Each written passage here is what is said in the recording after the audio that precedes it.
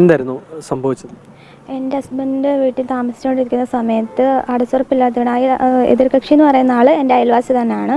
അപ്പോൾ അടച്ചുറപ്പില്ലാത്ത ബാത്റൂമിൽ കുളിച്ചുകൊണ്ടിരിക്കുന്ന സമയത്ത് ഹസ്ബൻഡും അമ്മയും ഇല്ലാത്ത സമയം എൻ്റെ ഫോട്ടോ എടുക്കുകയും അതിനെ തുടർന്ന് ആരും ഇല്ലാത്തപ്പോൾ എൻ്റെ വീട്ടിൽ വന്ന് അതിനെ കാണിച്ച് ആദ്യം പണം വേണമെന്ന് എന്നോട് പറഞ്ഞു. അപ്പം ഞാൻ ജോലിക്ക് പോകണില്ല. അപ്പോൾ ഹസ്ബൻഡിനോട് പറഞ്ഞ് കാശ് മേടിക്കാൻ പറ്റത്തില്ല. അതിനെ തുടർന്ന് എൻ്റെ സമ്മതം ഇല്ലാതെ നിരന്തരം എന്നെ ലൈംഗികരമായിട്ട് പീഡിപ്പിച്ചുകൊണ്ടിരുന്നു. അതിനെ തുടർന്ന് പിന്നെയും പലതവണ എന്നെ പീഡിപ്പിക്കുമായിരുന്നു.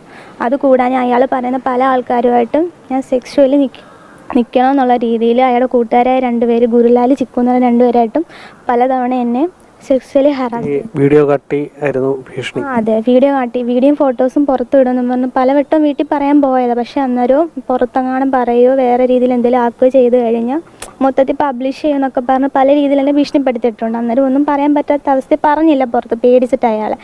അതിനെ ചൊല്ലി പല രീതിയിലും പലതവണ എന്നെ ഇതേ തുടർന്ന് ശാരീരികമായിട്ട് ബുദ്ധിമുട്ടിച്ചിട്ടുണ്ട്. വളരെ ക്രൂരമായിട്ട് തന്നെ ബുദ്ധിമുട്ടിച്ചിട്ടുണ്ട്.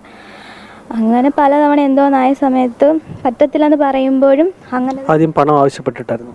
ആദ്യം പണം ആവശ്യപ്പെട്ടു. പക്ഷെ എൻ്റെ കയ്യിൽ കൊടുക്കാൻ പണമായിട്ടില്ലാത്തതൊന്നും വീട്ടിലും പറയാൻ പറ്റുന്ന ഒരു അവസ്ഥയല്ലല്ലോ. അങ്ങനെ പറഞ്ഞത് ശാരീരികമായിട്ട് നിൽക്കണമെന്നുള്ള രീതിയിൽ. അതിനെ തുടർന്ന് പലതവണ എൻ്റെ സമ്മതം ഇല്ലാതെ തന്നെ മൃഗമായിട്ട് എന്നെ ഉപദ്രവിച്ചിട്ടുണ്ട്. കൂട്ടുകാരെ എപ്പോഴാണ് പിന്നീട് ഇയാളെ കൊണ്ടുവരുന്നത്? ആദ്യമൊക്കെ കുറേ വട്ടം ഇയാൾ ഉപയോഗിച്ചിട്ട് പിന്നെ ഇയാളുടെ കൂട്ടുകാർ കൊണ്ട് പറ്റത്തില്ലെന്ന് പറഞ്ഞപ്പോഴും ശരീരം ഉപദ്രവിച്ചിട്ടാണ് പിന്നെ അതിലോട്ട് നിർത്തിയതും. ആരും ഇല്ലാത്ത സമയത്ത് വീട്ടിലെ ഹസ്ബൻഡ് ചിലപ്പോൾ വണ്ടി ഓടിക്കാൻ എന്തെങ്കിലും ജോലിക്ക് പോകുമ്പോഴും അമ്മ കാണത്തില്ല, അല്ലെങ്കിൽ സന്ധ്യ ആയി കഴിയുമ്പോൾ ചിലപ്പം അമ്മ മാത്രമേ കാണത്തില്ല. ഞങ്ങൾ 2 റൂമിലായിട്ടാണ് കിടക്കുന്നത്. അങ്ങനെ തൊട്ടയലത്ത് തന്നെ, അപ്പോൾ വരാനും പോകാനും ഒക്കെ എളുപ്പമാണ്. അപ്പം തൊട്ടിപ്പുറത്ത് ബാത്റൂമും ഉണ്ട്. അവിടെ ആകുമ്പോൾ ആരും ശ്രദ്ധിക്കത്തുമില്ല. അങ്ങനെ വന്നിട്ട് പല രീതിയിലും പലതവണ ഇയാളുടെ ഫ്രണ്ട്സുമായിട്ടും ചിക്കു എന്ന് പറയുന്ന വ്യക്തി 1 തവണയും ഈ ഗുല്ലാലെന്ന് പറഞ്ഞ വ്യക്തി 2-3 തവണയും, ബാക്കി കൂടുതൽ നമ്മളെ ടോർച്ചർ ചെയ്തിട്ട് ഈ ശാലെന്ന് പറഞ്ഞ അയാൾ. പിന്നീട് എപ്പോഴാണ് ഈ വിവരം പുറത്ത് പറയാൻ തീരുമാനിക്കുന്നത്? പുറത്ത് പറയാന്ന് വെച്ചാൽ ഇയാൾ പിന്നെയും മറ്റുള്ളവരായിട്ട് സെക്ഷുവലി ചെയ്യണമെന്ന് പറഞ്ഞപ്പോഴാണ് എന്നെക്കൊണ്ട് പറ്റത്തില്ലെന്ന് പറഞ്ഞു. അങ്ങനെ ഇയാളുടെ ശല്യം ഞാൻ കേസ് നിന്ന് ലീഗലി പോകാമെന്ന് പറഞ്ഞപ്പോൾ കേസ് കൊടുക്കുക എന്തെങ്കിലും ചെയ്താൽ പുറത്ത് ഈ കാര്യങ്ങളൊക്കെ ലീക്ക് ചെയ്യുമെന്ന് പറഞ്ഞു. അതിനെ തുടർന്ന് ഇയാളുടെ ശല്യം സഹിക്കുക വയ്യാതെ ഞാൻ പോയിസൺ കഴിക്കുന്നത്. പോയിസൺ കഴിച്ച് അവിടുന്ന് പിന്നെ വണ്ടാനത്ത് ഹോസ്പിറ്റലിൽ ക്രിട്ടിക്കലായിട്ട് കിടക്കുമായിരുന്നു. അവിടുന്ന് പിന്നെ ഹസ്ബൻഡിൻ്റെ വീട്ടിൽ നിന്ന് പോകുന്നതും പിന്നെ അതിനെ തുടർന്ന് ശല്യങ്ങളും കാര്യങ്ങളും ഒക്കെ ആയതും പിന്നെ മറ്റുള്ളവരുടെ കൂടെയൊക്കെ ഇങ്ങനെ തെറ്റായ രീതിയിൽ പോകണമെന്നൊക്കെ പറഞ്ഞ് ഭയങ്കര ശല്യമായിരുന്നു.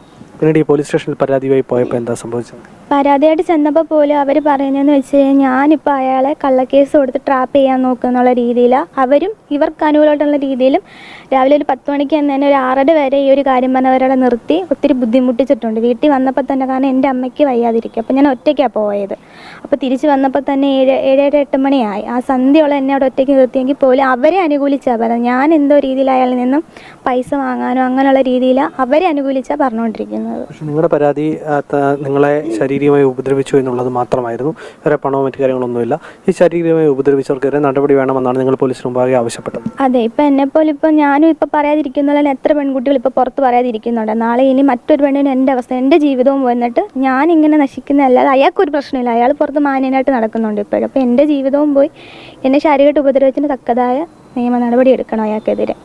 നിലവിൽ അയാൾ പിന്നീട് ഏതെങ്കിലും തരത്തിൽ ഈ കാര്യങ്ങൾ പുറത്ത് പോലീസ് സ്റ്റേഷന് മുമ്പിൽ പറഞ്ഞതിന് ശേഷം നിങ്ങളെ ബന്ധപ്പെടാൻ ശ്രമിച്ചിട്ടുണ്ടോ? വിളിക്കുകയോ സംസാരിക്കുക? ഇല്ല, അങ്ങനെ പിന്നെ ബന്ധപ്പെടാൻ ശ്രമിച്ചിട്ടൊന്നുമില്ല. പക്ഷെ അതിന് മുന്നേ നമ്മൾ കേസ് കൊടുക്കരുതെന്നുള്ള രീതിയിൽ തന്നെ ഞാൻ ഭയങ്കരമായിട്ട് എന്നെ ടോർച്ചർ ചെയ്തിട്ടുണ്ട്. ശരീരത്തെ അടിക്കുകയൊക്കെ പാടുകളും കാര്യങ്ങളൊക്കെ ഉണ്ട്. ഒത്തിരി എന്നെ ദ്രോഹിച്ചിട്ടുണ്ട്. കുറേയൊക്കെ ഞാൻ സഹിച്ചു. പിന്നെ അതേ തന്നെ സെക്ഷലി നിർബന്ധിക്കുന്ന സമയത്ത് സമ്മതിക്കാതെ വരുമ്പോൾ ക്രൂരപീഡനം ഉണ്ടായിരുന്നു. ക്രൂരമായിട്ട് അടിച്ചിട്ടൊക്കെ ഉണ്ട്. കാലയിൽ അടിക്കുകയും ഒക്കെ പുറത്തു പറയാതിരിക്കാൻ പല രീതിയിൽ അയാൾ നോക്കിയിട്ടുണ്ട്. ഒത്തിരി ഉപദ്രവിച്ചിട്ടുണ്ട്. പിന്നെ നമ്മൾ സഹി കെട്ടിട്ട് ഇപ്പം ഇതിനായിട്ട് നിന്നപ്പോഴും സമയത്തായിരുന്നു ഈ ശാരീരികമായ പീഡനം ഏത് സമയത്തായിരുന്നു? കാരണം ഇത് സമ്മതിക്കാതിരിക്കുമ്പോൾ സ്വാഭാവിക വീട്ടിൽ പറയുന്ന അവസ്ഥയടക്കം പോയപ്പോഴാണ് അയാൾ ഉപദ്രവിക്കാൻ തുടങ്ങിയത്.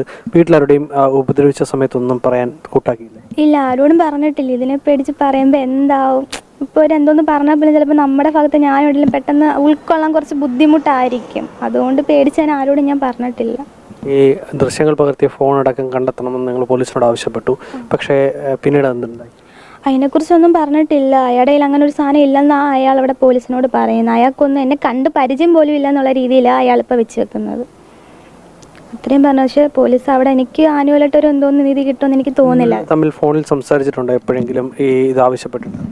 ഒരു വട്ടം ഞാൻ വിളിച്ച് ഇങ്ങനെ കാര്യം പറഞ്ഞപ്പോൾ എന്നെ അറിയത്തില്ല എന്നുള്ള രീതിയിൽ തന്നെ പുള്ളിക്കാരെ സംസാരിച്ചത്. പലതവണ ഞാൻ പറഞ്ഞു എനിക്ക് ഫോൺ വേണമെന്ന് പറഞ്ഞപ്പോൾ പോലും തരത്തില്ല എന്നുള്ള രീതിയിൽ അയാൾ സംസാരിച്ചിട്ടുണ്ട്. ഇദ്ദേഹം നിങ്ങളുടെ ഭർത്താവിൻ്റെ സുഹൃത്തായിരുന്നു? സുഹൃത്തല്ല, അയൽവാസിയാണ്. അയലത്തെ എന്ന് വെച്ചാൽ കണ്ടുള്ള പരിചയം, എനിക്ക് അവിടെ ചെന്നണക്കുള്ള പരിചയം. അയൽവാസി എന്നുള്ള രീതിയിൽ പരിചയമുണ്ട്. ഈ വിഷയം അവരുടെ വീട്ടുകാരെ ആരെങ്കിലും അറിയിക്കുകയെല്ലാം ചെയ്തു? ഇല്ല, ആരോടും ഇതുവരെ ഞങ്ങൾ പറഞ്ഞിട്ടില്ല.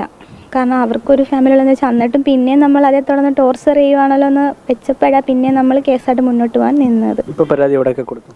ഇപ്പം നമ്മൾ കരുനാഗപ്പള്ളി സ്റ്റേഷനിൽ കൊടുത്തിട്ടും നമുക്ക് ആനുവലായിട്ടുള്ള ഒരു രീതിയിൽ അത് കിട്ടില്ല. ഞാൻ പറഞ്ഞില്ല, 6:30 വരെ എന്നെ നിർത്തിയതല്ല, എന്നെ ദേഷ്യപ്പെട്ട് സംസാരിക്കുന്നതല്ല, അത് അയാളെ ന്യായീകരിച്ചാൽ പറയുന്നത് മൊത്തം. പിന്നെ ഞാൻ കളക്ടർ ഓഫീസിൽ കൊടുത്ത്, ജില്ലാ കളക്ടർ ഓഫീസിലും പിന്നെ കമ്മീഷണർ ഓഫീസിലും പരാതി കൊടുത്തിട്ടുണ്ട്.